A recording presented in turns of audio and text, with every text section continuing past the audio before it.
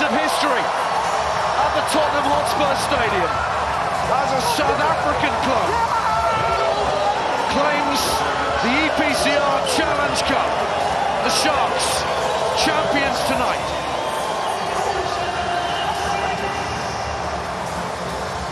Well, I don't think anyone could argue with the deserved winners tonight.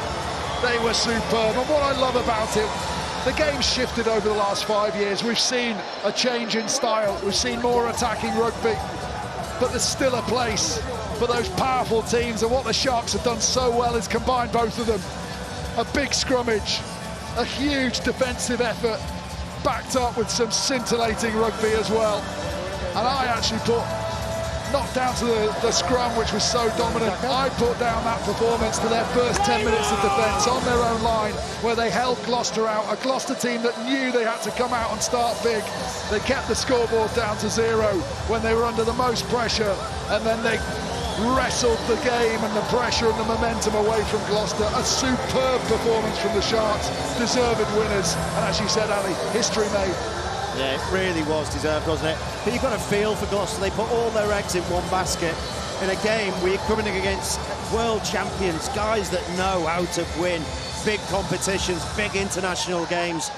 And they were just a little bit off in terms of the quality of their play, and also some of the individual performances and the mistakes that came. The pressure got to them in the end, but a lot of that was actually from the Sharks being applied to them. Such a hard day for those guys, but there's a lot of young guys in red and white today that will become better players because of it, and that's the story I think that the coaching staff have got to try and tell them when they get back in the changing rooms.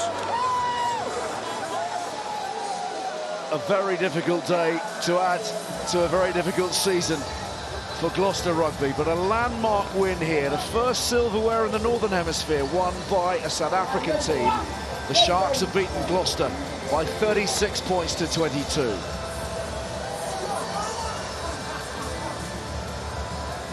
I suppose the bigger question from here, Ben, the kind of broader question is just what will the effects of a South African victory in an EPCR event have on the broader picture across the Northern Hemisphere? Their involvement in this tournament and the Champions Cup has been heavily debated. There are still plenty of people who would question their participation. Obviously, we have to give enormous credit to these players who've done a remarkable thing here tonight. Does this cement South African club rugby in the EPCR2 competitions? If you want to make it work, you need the interest to be spiked. The last thing you want is the South African teams not wanting to take European competition seriously. So they need to have these high moments to get the whole public behind them.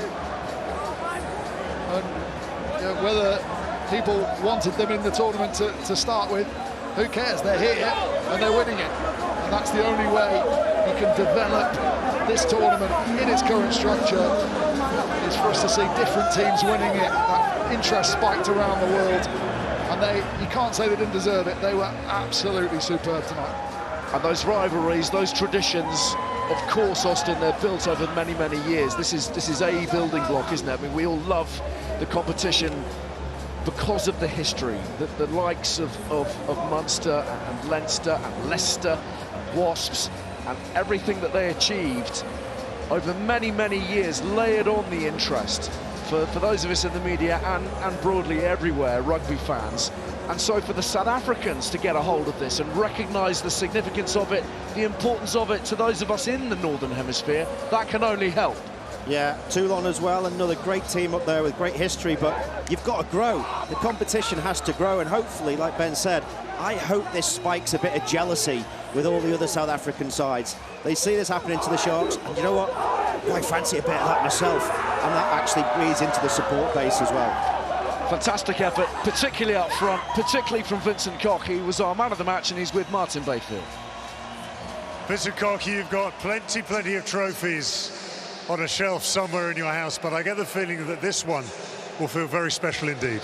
Yeah, this one is probably the most special for me. Being in South Africa, playing for a South African team, I haven't won any trophies in South Africa, so being with the Sharks first year back is unbelievable. Let's talk about your bread and butter, and then let's talk about the jam you put on top of that. the scrummaging, the forward effort today. You suffocated Gloucester. Yeah, the thing is we knew it was going to be a forward battle. We knew they had a good scrum and a good line-out. We just had to be at our utmost best, you know, and I think the boys showed it today. And the bit that we weren't expecting, talk me through your kicking game. I had no idea what I was doing. Of course, a loose ball, and yeah, the first thing that came up in my mind was a kick. So luckily it worked out, but yeah, I don't know what I did there. I'm sure you were talking to your teammates, telling them what to expect in this competition. But just give us an idea of what impact this might have on the game in South Africa. Yeah, it's special. I mean, it's Europe. You play against the top teams all over Europe. So yeah, it's massive competition, and being or winning it tonight is just special for South Africa. You know, it's something that we pride ourselves on. Is the main sport is of course rugby, and yeah, stuff like this just makes it better. You're a team full of World Cup winners, but were there nerves, unexpected nerves in the build-up to this game? Yeah, definitely. I spoke to Eben before the game, and I said, of course, international it's you always stress, but lately I've been stressing more for club games as well. I think probably because it's getting less, but yeah, no, definitely there was a little bit of butterflies in the stomach, but luckily that calmed down quite quick. And you played on some of the biggest stages in the world. What about this place to hold a game? Yeah, it's unbelievable. Yeah, and the crowd, all the Shark supporters as well who came out today, thank you to them. But yeah, it's an unbelievable pitch and unbelievable atmosphere tonight as well. Well, Vincent Koch, the kicking prop, you are the EPCR Challenge Cup player of the match. Many congratulations. Go and enjoy it with your teammates. Thank you very much. Cheers.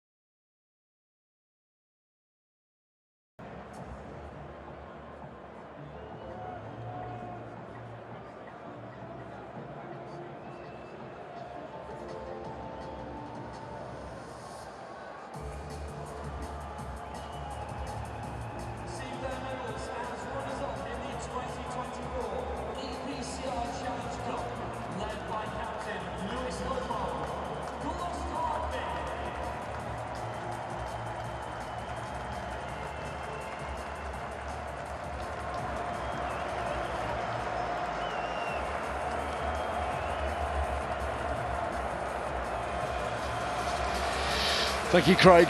It's always a difficult thing to watch. The players who've given so much across an entire season, absolutely crestfallen. And, of course, recognising as well that everything was on the line for them tonight, given what had come before, given that huge scoreline against the Northampton Saints. There was more than a trophy at stake for Gloucester this evening, Ben. There was pride also. Yeah, there was, and they obviously got their Premiership Cup win.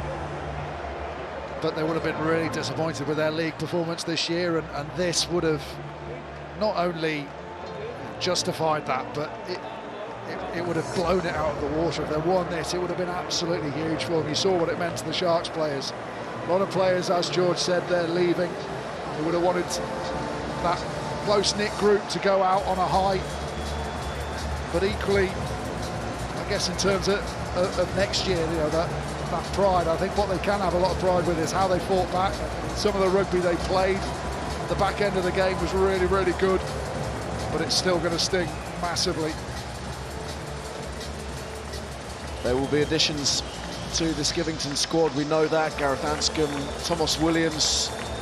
So the 9 and 10 axis, you would expect to be stronger. If they can keep those two fit, you would expect them to make quite a difference to the Cherry and Whites. Christian Wade being added on the wing with Johnny May leaving Austin. How much of an impact do you think that little trio will have? Well, hopefully good impact in terms of Gloucester and their fortunes next year, particularly in the Gallagher Premiership. But I think the most interesting thing for me, what Skivington said there before, was the smarts. They've got to just play a little bit more smartly across the field, 1 to 15. If you're up against a side like these guys who are brutal in the tackle, don't go there. Don't go into any tackles, kick better. And you need your big players to perform. Carreras is a big player. He had 5 knock-ons from high kicks. That's vital in terms of turnovers. All of them, interestingly, coming after that big collision where he was not comfortable at all. So, small things add up to big things ultimately, don't they? But do not take anything away from this group of Sharks players who were fueled by their own league letdowns. Terrible URC campaign. I mean, they're sensational. They won 4 out of 17 in the league. As Ben said before, what I was super impressed with was the contrast in their play. They've got that harsh brutality of that front 5 that can carry, they can defend. You don't want to go near them, they can scrum you off your feet. But then the moment they get opportunity, they've got a backline that can ignite anything. They're such a dangerous side. They've got so many facets of what is great about rugby, and we saw most of them tonight. There'll be a proper challenge next year, the big one. You look at that front 5 pack of forwards and what they did, but equally, yeah, that midfield combination Austin mentioned in commentary, really, really good. I think Masuku can go to a whole new level. His goal kicking is superb. Obviously missed one today, which was a bit of a surprise, but his kicking out of hand was really, really good, as was Williams's. You know, they've got so many facets to their game, but I think there's more to come from that back line as well, which is a scary prospect when they've got the platform delivered by that pack of forwards. Well, he mentioned next season they will, of course, be taking their place in the Investec Champions Cup. The Sharks off the back of this victory here tonight. And there will be a little piece of Leicester that will be happy about the result this evening as well. The Tigers will play in the Investec Champions Cup next season on account of the Sharks' victory too. Gloucester had their shot and it was not to be. Big building block as well for John Plumtree. They mentioned the difficulties of early season, blending a new coaching staff in those early weeks, and the difficulties, of course, of the World Cup disruption, so many internationals away. And that probably accounts for the slow start that they had. But they can set their sights even higher from here, and with the quality of their squad. And they're adding, aren't they? They're adding Esterhazen, Nia Carney, Jason Jenkins is moving from Leinster, so there's plenty to come. And of course they didn't have Hendrickson tonight, they didn't have Lucania. They're going to be some prospect. They're not short of centres, are they? Decent centres next year. This guy, though, different level. Just so imposing around the field. Craig said he was imposing in the tunnel beforehand. It's almost like a 17-year-old playing in the under-13s at times, isn't it? It feels that way, and there will be certain Gloucester players who will have the scars to prove it as well. Eben Etzebeth, double World Cup winner, and now with the Sharks, 2024 Challenge Cup champions.